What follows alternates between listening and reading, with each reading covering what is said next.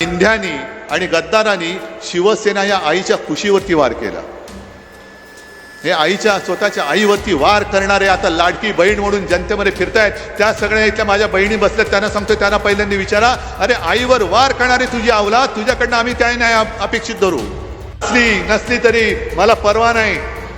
पण जे शिवसेना प्रमुखांनी मला सांगितलंय की उद्धव, एक लक्षात ठेव, सत्ता येते जाते परत येते, पण एकदा का शब्द दिलास तर जीव गेला तरी बेहत्तर, पण दिलेला शब्द पडू द्यायचा नाही.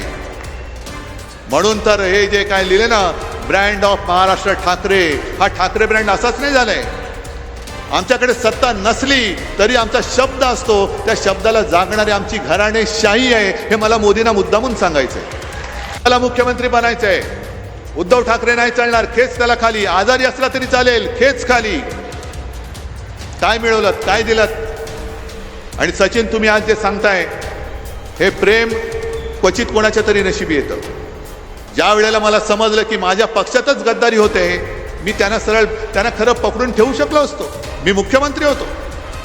या भामट्याला तर सहज पकडून ठेवला असता, मी सहज पकडला असता.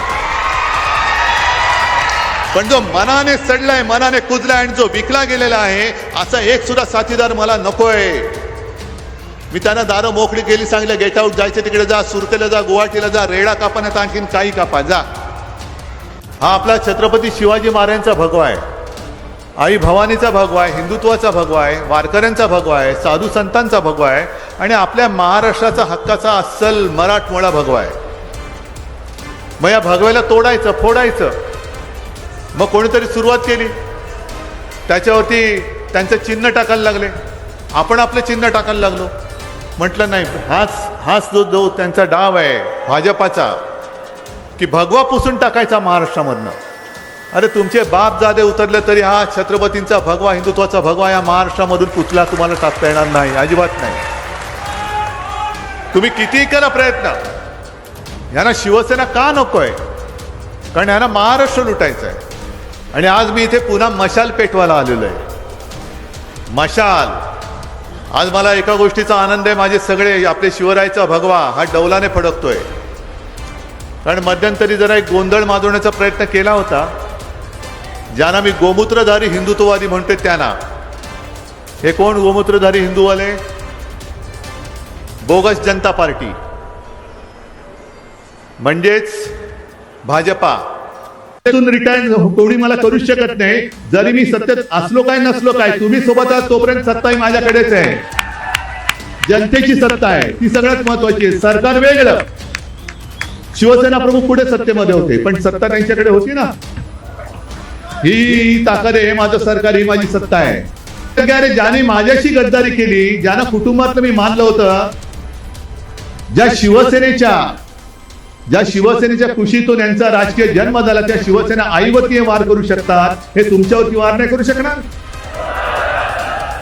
आणि म्हणून मला हे सरकार नकोय. मला मुख्यमंत्री होण्याची स्वप्न तेव्हाही नव्हतं, आता सुद्धा पडत नाहीये.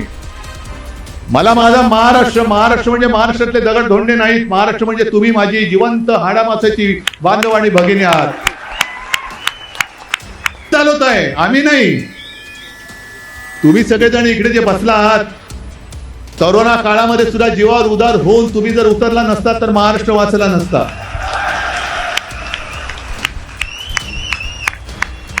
म्हणजे योजना आम्ही जाहीर करतो, पण योजना तुम्ही राबवता घरामध्ये जाऊन.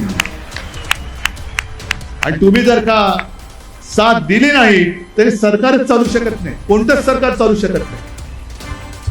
अनेक अशा योजना आहेत. फोटो कोणाचे येतात?